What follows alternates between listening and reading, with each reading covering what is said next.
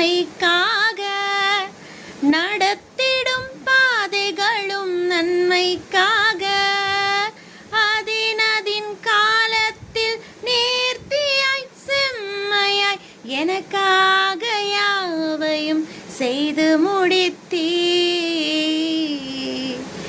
எனக்காக யாவையும் செய்து முடித்தீர். உங்க கைகள் குறுக